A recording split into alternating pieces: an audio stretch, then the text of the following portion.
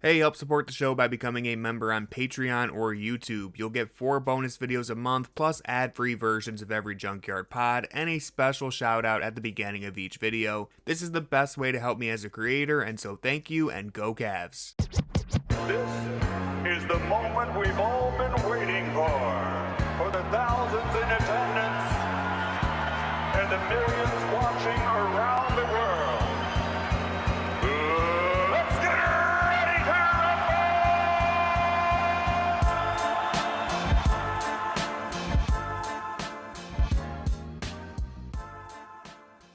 Welcome to the Junkyard Pod. I'm Tony Pesta, and joining me today from behind enemy lines for the very first time, he's been a friend of the show. Right now, he's a friend of the foe, Ben Pfeiffer. He's here to preview Cavs versus Pacers.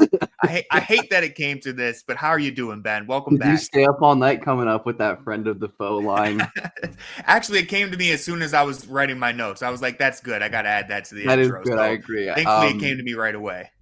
I'm doing well. I'm excited to talk Pacers Cavs. I mean, I've kind of been mentally preparing for this for a while now. I mean, I think we talked about this before. Like, I didn't really have much confidence in Milwaukee. I didn't necessarily expect. I mean, I think I said Pacers in 5. I don't necessarily think I thought it would happen the way it happened, but Pacers in 5. So yeah, this was the series that I was really thinking about. I was really excited about. The second or third best team in the NBA this year against a really good Pacers team that, while certainly is not talent-wise on the level of Cleveland, is a really good team and has a lot of positives about them that could help them upset a better team in a series. But yeah, it should be a really fun series, even if it's not going to. I would expect it's going to be competitive, regardless of the amount of games. I think all the games will probably be competitive. At least I hope. Yeah, no, I think that's a good way of putting it. Something that I've been trying to stress to any Pacers fans who may have stumbled across this video. Yes, I feel very confident in the Cavs. I think we've earned that, but I do think the Pacers are a good team. I do think you guys are a very solid team. This is the first series in the playoffs so far. I know round 1 it was the 1-8 matchup, but this is the first series for the Cavs where I'm like, okay, we could lose if things don't go right. Like this, we have to show up and play. Like against Miami, it would have been a catastrophic disaster if we lost that series. Against Indiana, not that much has to go wrong for you to lose, but you do need some things to go wrong for you. And so I want to start here quickly, just recapping round 1. How do you rate each team coming out of the first round? Like how confident are you in the Pacers, what they showed against Milwaukee, and whatever you were able to catch from Cavs Miami? Like rate these teams out of 10. I mean, I feel like just starting with the Cavs, like I feel the same way I felt about Cleveland. I don't know. Yeah. High out of 10. Like it was a pretty easy series. I think I gave Miami a game in the preview that I wrote for that series, and they didn't even take that one game. Like it was outside of maybe like 1 or 2 games where they made it close down the stretch. Like the Cavs just destroyed them. I mean, they're clearly the better team. Didn't even have like amazing performances from everyone. I've actually heard that from my sources that the Cavs are actually better with Garland off the floor. So yeah, this is what many people are saying. Maybe they should just trade Darius Garland after all. I mean, this is what I've been saying about this just very quickly. Seeing a lot of people say this. I know even Kyle Anderson said it. Whatever. The point is, go ahead and start Sam Merrill against Boston and watch how quickly everyone's begging for Darius Garland to be back. And that's not Sam Merrill slander. But yeah, man, you're playing against the Miami Heat. You can survive without Darius Garland. Give him long term. You need Darius. Honestly, I think you should just let the Pacers have Garland. I mean, he's not that good anyway. Yeah. You're better without him. It's not going to make a big difference. You'd be doing us a favor if you took Darius. Apparently, we might as well just let him suit up for you guys. It'll make us better. Ridiculous. Quick tangent, but like the idea that like Herro and Garland are like similar level defensive liabilities is just like really funny. And Yeah. to anybody who's actually watched those guys play basketball. One guy doesn't even try more often than not on defense, and the other guy, he's just limited physically. Like that's what it is with Darius. He's limited. Sure, Yeah, there's Garland's been times like where a he misses like a perfectly rotation, but acceptable positional defender for years now. But exactly. anyways, Yeah. I mean, I'm pretty happy with how the Pacers played. Obviously the Lillard injury is a huge bummer. Yeah. But he wasn't doing a ton in the series, even regardless. Like, I'm not so happy with how they played. Like, they started that game 5 that they lost just atrociously. Yeah. The one game they lost, what was it, game 3? They just like came out flat in the second half, and their defense wasn't sharp, double teaming Giannis. They were just missing all their shots. But overall, I mean, they beat a team in 5. How, like, especially a Giannis team, like, how bad can you really feel? And obviously, like, the Bucks are a disaster. Like, their roster is horrible, their coaching is horrible, and the Pacers aren't gonna get the same breaks against Cleveland that they got against Milwaukee. That's just a fact. They're a much better roster. I mean, I think they'll enjoy not having to deal with Giannis, and we'll talk about like how they're going to guard Mobley, but they're going to be happy to be done with Giannis for sure. But just much more stress in terms of matching up roster for roster, and like the Bucks at any given moment had like one or multiple players on the floor that were just total liabilities. Like, it's just how they constructed that roster. And that's not going to be the case with the Cavs. So it's going to be interesting to see how the Pacers' depth holds up. That's something I'm really curious about, because the Pacers are a deep team. So are Cleveland. But I'm not sure how their depth, especially in the front court, is going to be able to hold up. Yeah, that's going to be the thing. Like, I'll give the Pacers credit for playing who was in front of them and absolutely taking care of business. I know there were moments there where maybe like game 5, even like they got a little bit lucky. Gary Trent Jr. just decided to turn the ball over a bunch of times, but a win's a win. You win in 5, I got to give credit to it, right? So both the Cavs and the Pacers, they took care of business in the first round. Now they're going up against each other. I'm excited to talk about the depth in the front court, but I want to start with this one specific matchup here, because I think, to me, this is what I find most interesting in the series. I keep just asking myself, how the hell are they going to defend Tyrese Haliburton? So, Ben, I want to start off by asking you what makes Hallie such a special offensive talent, and then we can get into, how the Cavs are going to try to slow him down. Yeah, Haliburton is ridiculous now. I mean, he wasn't healthy for last year's playoff run, really, or, certainly looked like a shell of himself. And this year, I mean, he had his like early in the season, he didn't look good, but he kind of really turned it on, finally got, seemingly, at least to me, got healthy and confident, and he was awesome in the Bucks series for the most part. The passing we all know about, just his ability to make these like high risk, high value decisions without turning the ball over is truly absurd. Like, I sent you the stat. I know you quote tweeted it in jest, kind of, but I think it was like I think Haliburton is like the only one of 2 players since 2000 to average like 45% assist rate and below 12% turnover rate in a playoff run so far. And the only other player to do it was like Chris Paul a decade apart, which is hilarious in itself. Point God. But yeah, I mean, Haliburton's ability to break down defenses in the half court, in the open court, and just make life an absolute nightmare for defenses that just have to be so damn perfect against the Pacers with their rotations and with their switching. Because if you're not perfect, Haliburton is going to punish you. And obviously the Bucks were really rough and not perfect, and they're going to be better. But I mean, you can just obviously see like how much the Pacers offense relies on Haliburton. I mean, just in the Bucks series, Haliburton with Haliburton on, their offensive rating was 7 points above league average and dropped to -3 with Haliburton off the floor in that series. Like, they just really struggled to generate offense without him. I think that says stuff about the rest of the roster and some of their relative inabilities to score and create. But that's going to be the thing with Haliburton, right? It's like when Haliburton is aggressive, he is at his best, and the Pacers, I think, are liable to beat any team in the NBA. But he's got to be aggressive, and he's got to stay out of his head. And I'm sure the Cavs are going to weak him. They're going to force him left for a bunch of the games, even though he was actually pretty efficient in that Bucks series driving left. Like, he did pretty well getting to his left and scoring, but they're still going to do it because he is just not as strong going that direction.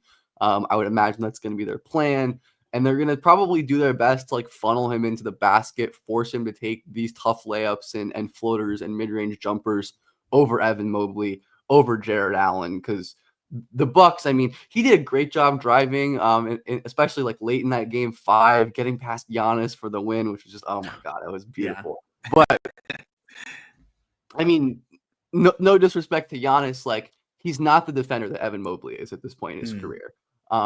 Like the Bucks have rim, the Cavs have real rim protection. They have real on-ball defenders. Like, it's going to be tougher for Haliburton to maintain his aggression. That's honestly like the number one thing I'm going to be looking for in the series from a Pacers point of view. It's like Haliburton really does set the tone. I feel like it's silly to call like the best player on one of the teams like an X factor, but it really is to me. Like, that's going to be the swing. Yeah, his scoring is a big question mark. That was one of the things that I had written here. It's just like, there's this cheesy saying in basketball. I don't know how much of a thing this actually is, but people say like, okay, you need to make this player a scorer or make them a passer. And with Haliburton, it's definitely you want to try to make him a scorer because as good of a playmaker as he is, and he's legitimately brilliant. Like you hit on it. I'm watching him against Milwaukee. Anytime a Bucks defender's out of position, Haliburton's snapping the ball to that man. Like he's just, whether it's the driving kick or he's just probing with his dribble above the break, it's like the court lights up to him and he just automatically finds whoever's open. And so something interesting that I found, and you mentioned like the on-off numbers and everything with the Pacers with Haliburton. I was looking at some of this stuff on Cleaning the Glass. So I think some fans will be surprised to hear this part. The Pacers, they actually ranked in the bottom 10 for 3-point frequency. They were 21st in corner 3-point frequency, so they don't shoot the ball all that often, but they're very efficient from those zones. They were 9th in 3-point percentage. They shot above 50% from the corners in round 1, and Haliburton is really the engine that generates the vast majority of those attempts. When he's on the court, the Pacers, they're in the 90th percentile for effective field goal percentage, and about 40% of their shot attempts are three-pointers. When he's off the court, they fall to the 52nd percentile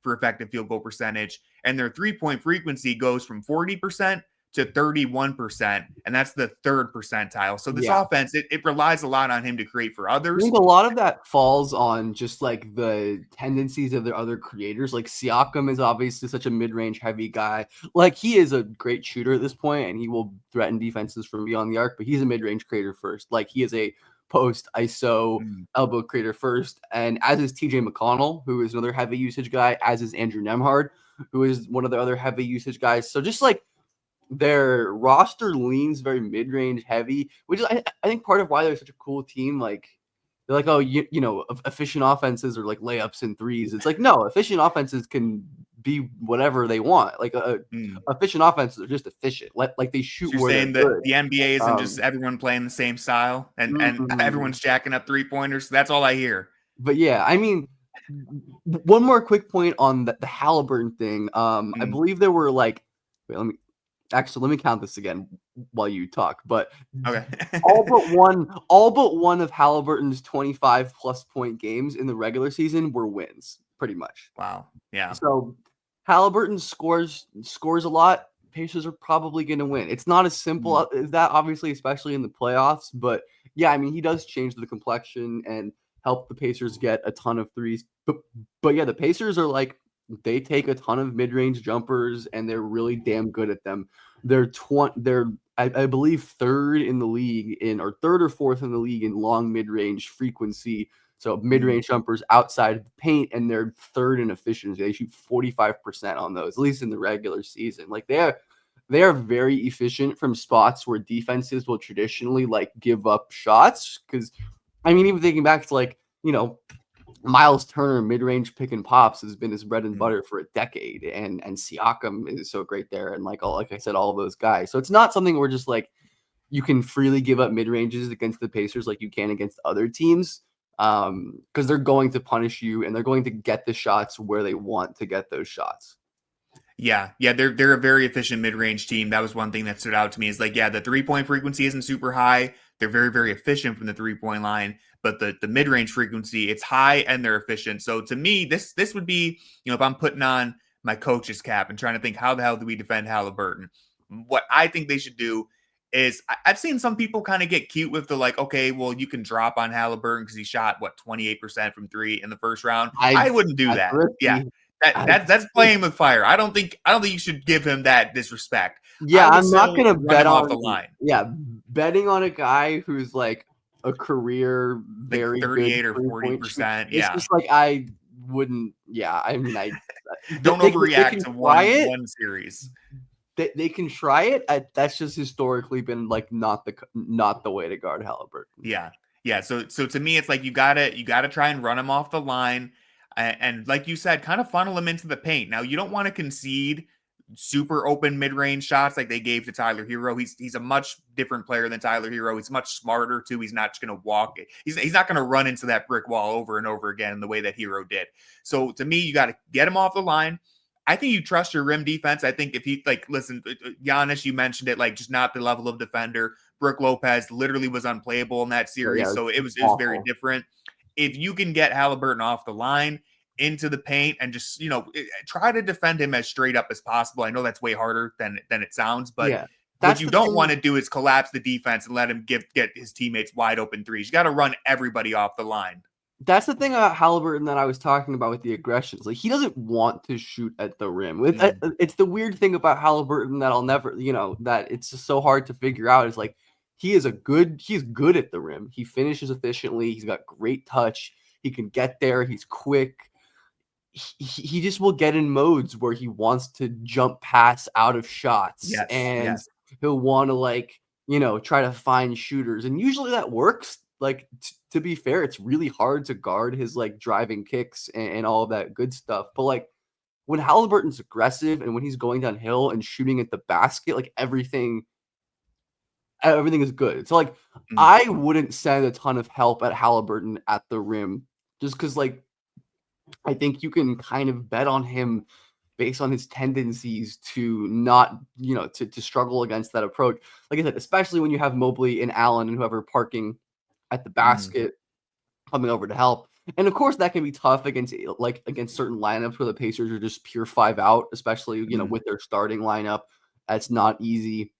And I think Haliburton's going to be able to get by a lot of Cleveland's guards just in kind of isolation, which makes, I think, lineup choices with Okoro and Dean Wade and Hunter really interesting because I think those are the body types that'll give Haliburton more trouble with the basketball.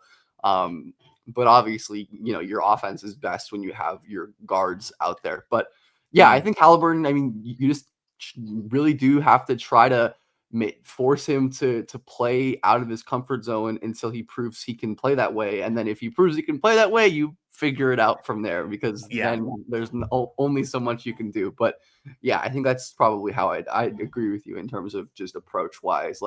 Switching is generally pretty good against Haliburton. I think that's probably the safest coverage to play against him just because you can't really drop against him. If you hedge or blitz and you're sloppy at all, he's going to shred you. But yeah.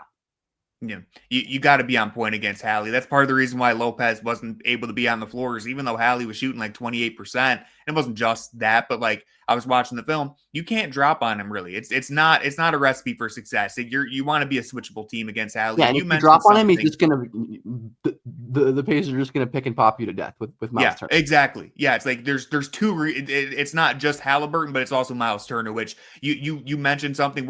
I definitely want to talk about this when we get to the front court stuff. Is do the Cavs at some point have to go one big on the floor because the Pacers are going 5 out? We're going to hit on that for sure. Last note that I want to talk about as far as defending Haliburton, because you also mentioned this, and that when I was looking back, right, because I know Haliburton, he never turns the ball over. Absolutely never. He's so efficient. So I went back and I watched his turnovers because I'm just like, what the hell does it take to get him uncomfortable? How do you get him to turn the ball over? And a few of his turnovers were just, all right, he dribbled off his foot, whatever, that happens. The only consistent trend that I found is what you mentioned a little bit earlier. He loves to jump and pass. And if you don't give him any outlet, if you are in the passing lanes and you're staying home and not over helping, he will, at the cost of not attacking the basket, put himself stuck in the air where he has no one to pass to. And so the Bucks got a couple steals that way, but they didn't have the athletes or the defensive personnel to really muck up the passing lanes. Darius, Garland, Donovan Mitchell, they're not great individual defenders, but one thing that those guys do, especially Donovan Mitchell, killers in the passing lane. I mean, they don't generate that many turnovers, but Mitchell is so great at tracking down the ball. Ty Jerome too. I'm not saying they're going to force him into 5 turnovers a game. It's not going to happen, but there are areas where the Cavs are going to make Hallie a little more uncomfortable than anything Milwaukee was capable of. Yeah, I mean, the Bucks are just not a good. I mean, they're a horrific perimeter defense. I don't think that's like a surprising. Yeah. The Bucks in the regular season were towards the bottom of the league in turnover rate. Just do not force them. And Cleveland, I think, are around like middle of the pack in turnover rate, which is like not amazing, but certainly better than, or more dangerous than what they'll have to deal with or what they had to deal with the Bucks perimeter defense. And like with the Bucks, even that, like all the turnovers they've like their turnover forcing is like very boom bust. Like it's like Gary Trent gambling, or Giannis gambling, or it's like they're either forcing a turnover or they're giving up a wide open shot. Whereas hopefully with Cleveland, right, it can be, we're playing the passing lanes, we're pressuring Haliburton, but we're not selling out and totally abandoning our principles and our shells and our help to force these turnovers. Yeah, and last thing, and then we're going to move on to that same point. One thing that was encouraging against Miami, especially that final game 4, is like I think Kenny Atkinson is also aware of this and looking at where the Cavs can actually take those gambles because, oh my God, Jarrett Allen had like 6 steals. And it was like he was just jumping the passing lane. It looked like plays where they probably sat down and film and were like, hey, they're entering the ball to Bam here. They've been very lazy with these passes. Jarrett, just jump this passing lane because he did it multiple times. I'm like, that's either Jarrett Allen is brilliant, which is possible, or the team as a whole looked at that and was like, hey, this is an area where we could actually get a steal here. Probably, so I think Kenny's going to push the right buttons. Yeah, definitely part of both. So shout out to Jarrett Allen. He had like 4 steals in the first couple minutes. It was crazy. But switching to the other side of the floor, because sometimes a good defense, the best defense is a good offense, right? Whatever that cheesy saying is. And if you can target Haliburton and make him work, that's just going to help you out. And so I thought the Cavs against Tyler Herro did a great job picking on him, singling him out, putting him into like literally every action that they could. On the other hand, well, we're really hating on Milwaukee, but they kind of deserve it. They did a horrible job of getting Haliburton to defend people. He was hiding in the corner and for like 90% of that series. It felt like this is a very oversimplified stat, but I pulled it just to showcase this. Against Cleveland, Tyler Herro contested 62 shots in 4 games. Really, it was like 3.5 games because we destroyed them in game 4. So he contested 62 shots. Haliburton only contested 60 in 5 games against the Bucks. Now, I know Milwaukee didn't have the talent to attack him, right? Like, you don't want to go Gary Trent Jr. versus Haliburton over and over. That's not like a recipe for success. Kyle Kuzma, whatever. But, Ben, how can the Cavs attack Haliburton, and how successful could they be doing that?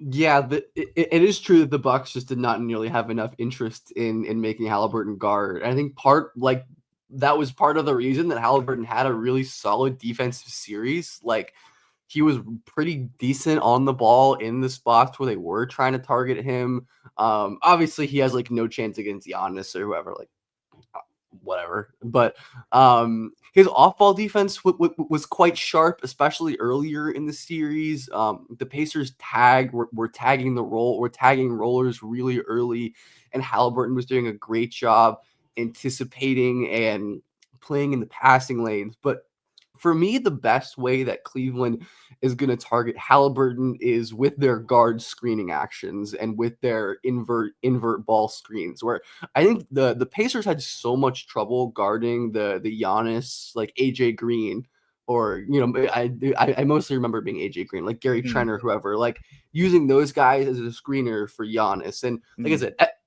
can't believe they didn't do it more often. As much as we love Evan Mobley, He's not Giannis, but I'm sure Yeah, they won't. yeah. But I'm sure the Cavs will do similar stuff with him, right? Like they'll have Jerome and they'll have Garland and they'll have Merrill set screens for Mobley with Haliburton's defense. I think that's more of a concern to me than his just like straight isolation defense. Is Haliburton and some of the Pacers' other guards like TJ McConnell and Mathurin like had a really rough defensive series like guarding the ball. Like they really struggled to keep Milwaukee's, pretty mid ball handlers in front of them. So it's not going to get easier against the Cavs, right? Like it's not going to get easier to keep those guys in front. And their communication, like they'd hedge with Haliburton and not get back quickly, or they don't love to switch those things if they don't have to. Like the Pacers don't want to just freely switch stuff like a lot of teams like Milwaukee probably will, which I think is generally good practice. But against the Cavs team that is like probably for my money the best team in the league at these guard screening actions, whether it's for a guard or for a big, like for Mobley or for Garland or Mitchell or whoever as the ball handler, like I think just putting Haliburton and TJ or Haliburton and Mathurin when they're together in action together, like the Pacers are a good point of attack defense with their best guys out there. Like Nembhard is awesome, Nesmith is awesome, Siakam is awesome.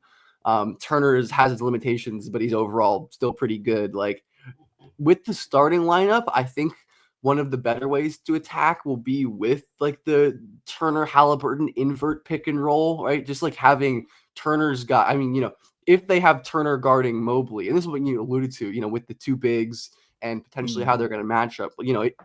If you can get Turner guarding Mobley, you have Mobley with the ball, you have Haliburton's defenders set the ball screen, and then you just force the Pacers to play out of that. Like that's a cover they've struggled with all year. They struggled with it in the Bucks series.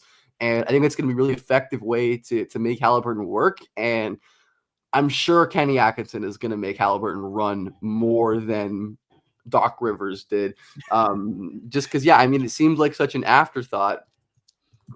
It seemed like such an afterthought for the Bucks for some reason to actually make Tyrese Haliburton run and work and really exert himself on defense. And like, I don't want to, say this like, he had a good defensive series. I think he really did well and was generally quite impressive on the defensive end. Had some really good moments, especially as an off-ball defender. But like Haliburton's like miles traveled on defense per NBA tracking like went down from the regular season. Like very slightly down. It was 1.19 miles on defense traveled in the regular season versus like 1.18 or 1.17. So not a notable change, but I think that's the issue, right? Is like, that's something that I'd see and want to target in terms of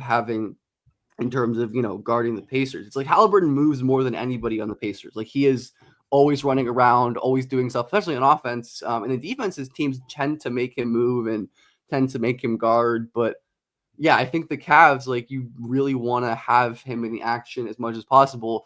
If nothing else, just tire him out for offense, right? Like not even because he's some horrific defender, just because putting the opponent's best offensive player in actions, unless it's like a great two-way player, is generally good practice, I think. Exactly. Yeah. Like that's playoff basketball, right? Like you can't necessarily stop the best guys on the other team, but you can make it hard on them. And I think the Cavs are going to try to make Hallie work. And it's, you mentioned this, like, yeah, it's not just, okay, we're going one-on-one with Haliburton. I don't expect them to do that over and over again, but it's putting him in the action. Whoever he's guarding is coming up to set the screen. We're making him run off the ball to chase guys. And I'm imagining that he's probably going to defend Max Strus in the starting lineup there. I assume that's who they'll put him on. And so you mentioned the guard screening. I tried to find tracking data. It's a little bit hard because I don't have, second spectrum and all the fancy stuff. But in the playoffs, according to NBA.com, the Cavs scored 20 points off of Max Strus screen assists in round one. That's the second most of any guard in round one. It's the same amount of screen assists as Rudy Gobert. Sam Merrill was fourth on that list with 17 points off screen assists. So the guard screening stuff has been really good. And so if you're the Cavs, I imagine Max Strus is going to be screening a whole bunch for Garland and Mitchell. And for anybody who's watching and maybe doesn't understand, like, okay, why does that work so well? when you have, let's use Donovan Mitchell, someone who's so quick off that first step, all they need is like an ounce of daylight to turn the corner. And so when you pair that with a shooter like Strus or Merrill, the person, if it's Haliburton defending one of them, he has to stay attached to the shooter, because if he leaves them, you're leaving a shooter open. And so that can give you that, half second step, that half second advantage. That's all that Mitchell needs. And even, like you mentioned the inverted pick and rolls where Mobley's potentially going to be handling the ball. Like this was a question that I had for you, because the Cavs are probably going to put Haliburton in screening action so often. It doesn't seem, me and Jackson both had this question, and I think you mentioned it a little bit, but it doesn't seem like the Pacers are a switch heavy team. They try to avoid giving up the switch, right? Yeah, they will do it if they have to, but they're not a team that's just going to like a Milwaukee does this, not necessarily, I think, because of like strategy, just because that's how they play defense. I don't know why, but or like a Houston will at times just give up switches pretty easily because they can. But the Pacers just don't have the personnel generally to do that. Like, I think especially against Damian Lillard, like when he was cooking, like they weren't really willing to switch at all with him, especially like the guard big pick and rolls. Like they'd hedge, they'd blitz, they'd show two bodies and recover and like give up pick and pop threes and give up kicks and stuffs around the perimeter. Like they don't like to let opposing teams match up hunt you to death. And it's at some point that's the playoffs and that's how it goes. But yeah, I think they're going to be tested in how they're playing defense. You said Strus was second in guard screen assists. I'm trying to think about who's first this whole time, and my brain is not coming up with anybody. It's not going to surprise you once you figure it out. It's not gonna. Is it like AJ Green? No, it's not going to be AJ Green because they didn't do that enough. No, I actually don't care. Just tell me. I'm pulling it up. I believe it was Josh Hart. Hart was number one in screen assists. So it was him, Mitchell. Yep. But yeah, it was like him, Mitchell, and then I think it might have been AJ Green, and then Sam Merrill was fourth. So yeah, the point is there, like, yeah, especially if the Pacers aren't going to switch things, then what we might end up seeing is like, okay, maybe it's not the Cavs are scoring a bunch of points over Tyrese Haliburton specifically, but because they're so unwilling to give up that switch, that's going to let Mitchell, hopefully Garland's healthy. Breakdowns and rotation. Rotation, exactly. So that's something to keep an eye on. And then we might as well now. I want to move forward here because we've already mentioned this a few times. We got to talk about the front court battle. Evan Mobley and Jarrett Allen versus Pascal Siakam and Miles Turner. Now, there's bench guys and everything too, but one thing that Cavs fans are always worried about, and I can't blame us because we've been scarred, we don't want to run into the big, muscular, athletic bigs who just beat them up on the glass. And I'm not sure if Indiana is going to pose that problem to them. This is not the team to be scared of that. I'm just going to tell you. That's a huge relief to us. When we looked at I think one of the first things Cavs fans do is look at the opponent's rebounding rate. When we match up with them, we're like, are they going to beat us up on the glass? And I believe Indiana was 29th in offensive rebounding percentage. Part of that is because they like to get back on defense. But like, they also just don't have great rebounders on that team. Like Turner, he's a good defensive player. He's not a horrible rebounder, but he's not Isaiah Hardenstein or Mitchell Robinson, right? No, like I'd say he's like a pretty comfortably average rebounder for a big man, like average or below. And same with, Siakam is like functionally a wing in a lot of ways and is like a fine rebounder. Like Thomas Bryant is a pretty good rebounder. He's probably their best rebounder, but he's obviously very limited in other ways. He was honestly kind of impressive to me in the Bucks series. I thought he'd be a complete disaster, but he was playing, he didn't play very much, and you just don't want him to have to play very much. The Pacers, I'm looking at it right now, they played 16 minutes in the Bucks series with neither Turner nor Siakam, only 8 minutes non-garbage time with both of those guys off the floor. And I think that might have to just be zero in the Cavs series. Yeah. Like they just can't. I don't think they're generally pretty good about staggering those two. But I don't think it's going to, because the Cavs can obviously, like they're going to start the game with both bigs. They're going to close some games with both bigs, but they're not married to it. Like that's part of what I've always liked, or we talked about this before, but just like Kenny Atkins' willingness to use different closing lineups and to like tailor it to matchups or who's playing well. Like he's not going to close with Jarrett Allen every single game because he's technically one of the best players, or he's not going to close with, X player every game because he feels like he has to, they're going to close with whoever is the best group for that situation. And the Pacers don't really have that luxury. I mean, most teams don't have that luxury. Like most teams just need to close with their best five. And the Cavs, I think, are unique in that they have so much talent and they have so much versatility that they can get away with being more specific in their closing lineups. But yeah, I mean, I don't really know exactly.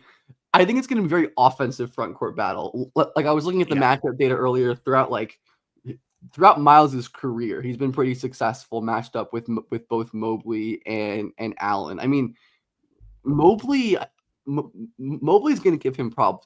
I think we talked about this like offline before, but like it's so annoying for prep that just like all of the Pacers Cavs games this year were so fake or like injured. Yeah, just throw them out basically. It's just like it's tough to really prep for this series by going back and watching the old games because there just isn't a ton to take away. But Mobley, I mean, something we've talked about all year is his improvements as a strength creator, as a face-up matchup destroyer, and that's always been Miles's biggest issue on defense is like big, burly post bigs. Like he's always gotten destroyed by like Joel Embiid or I mean Giannis. He gets killed by, but Giannis kills everyone anyway. Yeah. But if Mobley can commit to like lowering his shoulder, wedging Miles Turner off of his spot, like I don't know how much Turner is going to be able to do against him just physically at this point in his career. So as we talked about before, like Mobley's aggression and his ability to just be a monster on offense is going to be really important. Like we saw how like Miami like sold out to take away his interior scoring. And like, I don't think the Pacers are going to be able to do that or going to want to do that, to be perfectly honest. Like, I just don't think they're going to be so willing to concede the same amount of jumpers that Miami did to a Cavs team that just is prone to going on crazy runs all the time. But yeah, I think Siakam's going to have to do so much on both ends, which is like what he does for the Pacers these days. He's awesome. He's so important to their success, but he's going to, have to guard. He's probably going to have to guard Allen and Mobley, Allen or Mobley in those lineups. I wonder if they're going to do like in the starting lineups, if the Pacers will do like Neesmith on Allen or something in any situation and force Allen to try to be like a post creator or scorer in that way against a smaller defender. There's a couple ways they could go about matching up, but yeah, I mean, the fact that the Cavs play pretty much 100% of their minutes with an all-star level big man on the floor is just really unfair and upsetting. It's just upsetting for some. Upsetting for some. Exciting absolutely. For others. Upsetting for some, exciting for others. Yeah, I'm just looking at, excluding garbage time, the Cavs played 0 minutes in the Heat series with Mobley or Allen off the floor, and that's consistent with what they do in the regular season, assuming they're healthy. Like, they're just not going to ever concede that battle. But yeah, I think it's going to be an awesome battle. Like, I think the Cavs certainly have the advantage on like when they're on offense for sure. And I think Pacers offense, Cavs defense is just going to be a fascinating chess match between, how do you guard the Turner pick and pops versus him rolling or cutting in space and sealing? Because Turner is really good at like stealing off switches and being aggressive. Like when the Bucks were like switching Lillard onto him or trying to switch guards onto him, like he'll take him into the paint, he'll seal their asses off and just try to get him in the paint and draw fouls and stuff. He's not as great at it as he is shooting, but he'll do it. Like he's not just gonna let you off the hook in that way, like a lot of other spacing bigs might. And then of course Siakam, just like I assume it's gonna be Mobley on Siakam to start, and just he's the best option to defend him in space. But Siakam is like a professional scorer. He's gonna be a handful to deal with in isolation, in post-ups, in early offense, dribble handoffs with Haliburton. So yeah, it's going to be awesome. It's going to be a fascinating, as you said, a chess match. This is going to be a series where the Cavs, like, again, I respect the Pacers as an opponent. They're going to force the Cavs into adjustments, even if it's just like a 1 game or a 2 game thing. But there's going to be moments where Kenny has to press different buttons. And I think what I'm very interested to see is, and we've already talked about it, but like this could be a series, and I love Jarrett Allen. I think he's awesome. I see a series where Jarrett Allen's a monster in this series, but I also see a version of it where, all right, Jarrett, you're not as important in this one. We actually have to go one big, have DeAndre Hunter guarding Siakam, let Mobley be on Turner, or even, Allen could be the lone big at times too. I assume they'll close with Mobley more often, but there's, like you said, they stagger the big. So there's going to be times where maybe you go really big with Dean Wade, DeAndre Hunter, and Evan Mobley in the front court. That might be your best option, Right. but then you have the issues of like, okay, well, is Dean Wade hitting any shots? Is DeAndre Hunter grabbing rebounds? So there's so many different ways the series could go. Right. There's different buttons that each coach can have to press. Like, they have the roster to really try different things to where like the Pacers just don't have, like, they have great depth, but their depth leans very offensive. Like Obi Toppin is not a defensive guy. Yeah. Benedict Matherin's not a defensive guy. TJ McConnell at this point is not a defensive guy. Like, most of their good depth bench pieces lean offense and give the Pacers a lot of great options for what they can do on offense, but not so much for what they can do on defense. And obviously the Cavs, who are the better team, right, have options to where they can dictate the flow and the pace of the game on both ends of the floor, right? But yeah, I mean, it's going to be, one of those series is where I think you're going to see a lot of different lineups. You're going to see a lot of tinkering and mixing and stuff, which is going to be really fun, just to make it really fun to watch and evaluate and such.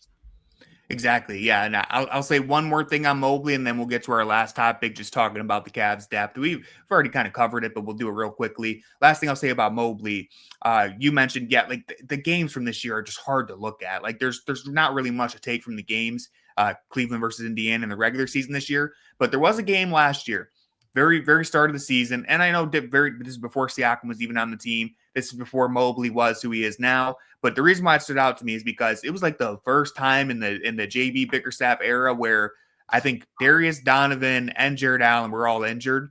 And so Evan Mobley was like the only guy out there. And he said, screw it, Mobley, you're handling the ball as much as you want. Go ahead, bring the ball up the floor, run these inverted pick and rolls. And he had 33 points. And my God, he dunked on Miles Turner like 5 separate times. Yeah, I like remember he was that just game. putting him in the basket. And that was an inferior version of Mobley. So I'm not saying he's going to average 30, but he could be a monster in this series. I really think Turner could have a hard time containing him. No, I'm definitely. I feel like I'm remembering that game now that you say it. He had like the spin move dunk. He had one where he just like straight threw his body. I don't remember if it was against Turner, this dunk, but there was one where he literally threw his body into him, knocked him off balance, and then dunked. It might have been on Turner. I did in fact tweet about this, October 29, 2023. But yeah, I mean, actually, kind of good things. I tweeted about the Pacers using guard screenings to. Yeah, we lost that game, I think. Yeah, to force Mobley out of the action and to make everyone else guard. And yeah, Mobley had 33 on 60 true shooting, just like dunking all over everyone. It's going to be a good test for Mobley, right? Like, because this is a matchup where he should dominate. Like, even Miami, like, they just didn't need him. Yeah. Like the talent difference everywhere else was just so massive. And like if Mobley had a mid series against the Heat, it didn't really matter, right? But if Mobley has a mid to bad series against the Pacers, that could be the difference between, winning comfortably and being pushed to the brink or even getting upset. So yeah, I think this is honestly probably like the biggest test of Mobley's career to this point, right? Like, last season against Boston, I feel like was kind of like house money because they were so injured, and it was kind of hard to expect them to win. And obviously against Miami, but yeah, this is going to be it for him. I think this is going to be a really good test for, can you dominate a series where you should be able to dominate and where the game plan and just the matchups suggest that it should be an Evan Mobley series. Yeah, no, I think you're absolutely right. Mobley has earned, I know sometimes people take that as like a negative way, like, oh, it's going to be a test for Mobley, but no, he's earned the expectations that he has. Now it's time to show it. Right. It's like, he has played to the level this season where it's like, okay, I expect you to be a guy who can take over in the playoffs. And like we said, don't think the Heat series really matters for this. Yeah. But in a series where like more evenly matched teams, more favorable matchup, like this is what I need my stars to do. And, we've seen Mobley do this in the past. I mean, I, as a Pacers fan, don't feel particularly good about it, but that's going to be a key thing to watch just from like a tactics and a matchup point of view. Yeah, and it was definitely encouraging. I know there's only so much you can take from that Miami series, but whenever Mobley did get opportunities against Kyle Anderson, Wiggins, or whoever else, Highsmith, he was really good. He kind of there were some moments early in the series where he had troubles against Bam, but it's Bam. By the end of the series, it feels like he had figured it out. So I'm encouraged. Again, the playoffs are unpredictable, but I think we're all expecting or hoping. Well, you might not be hoping for it, but you might be expecting Evan Mobley could have a big series. It's an I've won at what cost moment kind of. No, seriously. Kind of thing when Evan Mobley inevitably goes off against the Pacers. It's like it's like, yeah. All the Mobley propaganda you've pushed over the years is you're reaping what you sowed right now. Oh, back to biting me in that. Yeah. All right, last topic here. We can hit on this very quickly. The depth of these two teams. It's funny. The Cavs, we've talked all year, they've relied on their depth. The Pacers, they honestly do the same thing. In round one, the Pacers had 7 guys average 10-plus points per game. The Cavs also had 7 guys averaging 10 points per game. So I'm wondering where those numbers land when they play against each other. I imagine the Cavs will ultimately have the advantage because I think Ty Jerome and DeAndre Hunter are the difference, but I wanted to hear your thoughts. Yeah, and as I kind of alluded to before, I think it's just more about the versatility of the depth and how much like the Cavs have just more reliable depth pieces. Like Jerome was a legit star off the bench. Wade, Okoro, Hunter, like those are starting level players on a lot of teams. It's just not going to be easy for the Pacers to keep up with them. And like I said, like a lot of the Pacers depth, right? Like it's one-way depth.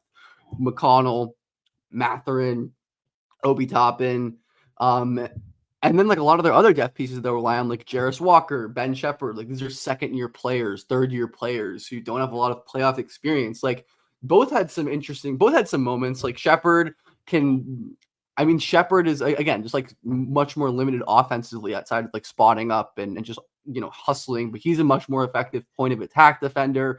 So I could imagine him getting some burn, like if Garland and Jerome and then we're just like absolutely frying TJ and Mathurin. Like I can imagine Shepherd getting some playing time.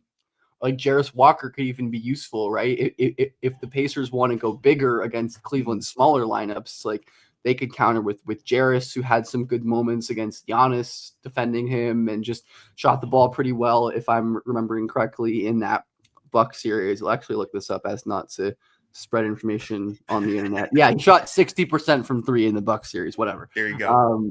But which almost all came from 1 4 of 5 game.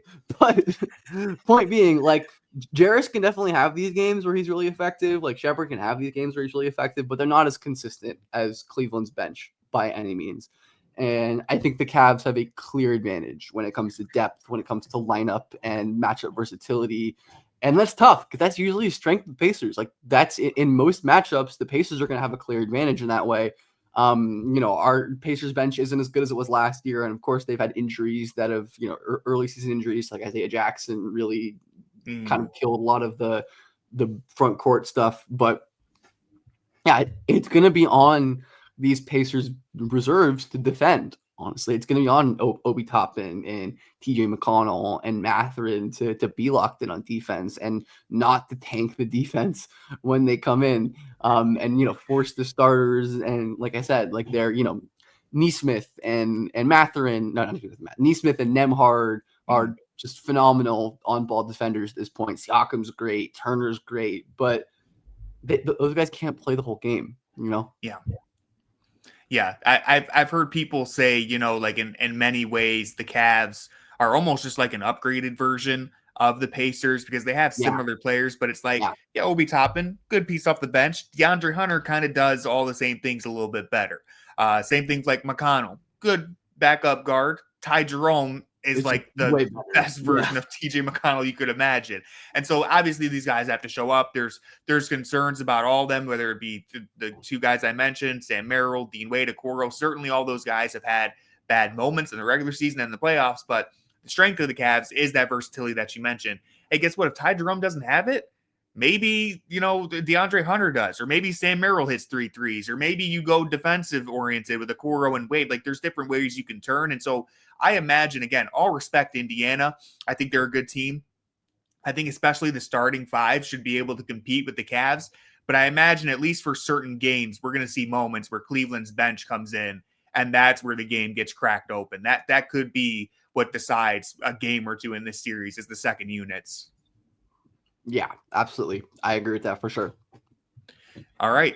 That's going to do it for this episode of the Junkyard Pod. Ben, thank you so much for coming on and previewing this series. I hope it's a competitive one for your sake, although I do feel confident in my Cavs. Can we get a last, I'm going to do it. Can we get a final prediction here, even if it kills you to say it? I was about to say, like, you're so kind for not making me make a prediction. I mean, I think it's going to be a tough 6 games for Cleveland. That's valid. To be clear. I mean, as much as I want the Pacers to upset the Cavs and, come back on here and dance on your grave or whatever, I don't expect it's going to happen. I mean, the Cavs are just a phenomenal basketball team. They have a roster. Their roster's better. I like Carlisle, but I think Atkinson's probably a different level in terms of just the way he can adjust and the stuff that he's shown throughout the season.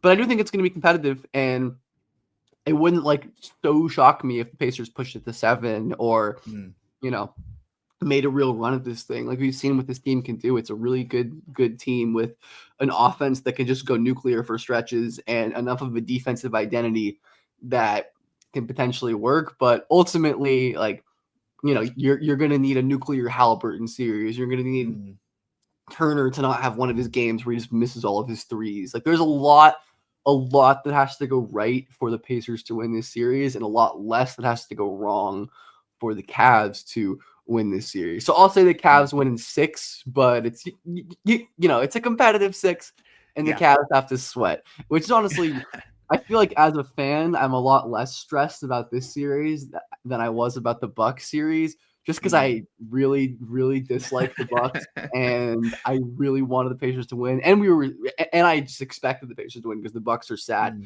But the Cavs, I'm like, at some point, it's like you're punching above your weight class, and the Cavs are, an amazing team. They've been great all year, so I'm not sure if the Pacers can, make it close, but I think they'll push it to 6. Yeah, I think like you said at the top, regardless, honestly, of how far the series goes, I think we're both expecting it to be competitive. I would be pleasantly surprised if the Cavs were just winning these games comfortably. I'm leaning Cavs in 5 just because, hey, we just, this is my moment to be delusional because we just obliterated the Miami Heat, so I'm feeling high. But it could easily go 6. I could see it going 7, although that would be the territory where I get worried. Yeah, I think we're generally aligned here on how we feel about this series. I mean, I don't think, I think Cleveland should win, but it's not like a guarantee by any means, and it should be competitive regardless. Yep. And I think from a neutral, Cavs got to show up. I think from a neutral point of, from a neutral fan perspective, this should be a really fun series. I mean, it's going to be fun for us, even if stressful, but it's going to be really fun just to watch the chess match between these two rosters, between Haliburton trying to solve the Cavs defense and the Cavs defense trying to solve Haliburton, and how they're going to work on the other end of the floor. It's going to be great. Yeah, exactly. The chess match is going to be so much fun. And so thank you to everyone who watched this episode of the Junkyard Pod. Make sure you're following Ben on YouTube and Twitter. I'll have links in the description. He's doing great stuff all year, so make sure you're following him. Again, thanks for watching. Make sure you hit the subscribe button, leave a comment with your thoughts on the Pacers series. Become a member on Patreon or YouTube if you really want to support the show. We appreciate it so much. And with all that being said, go Cavs. Go Pacers.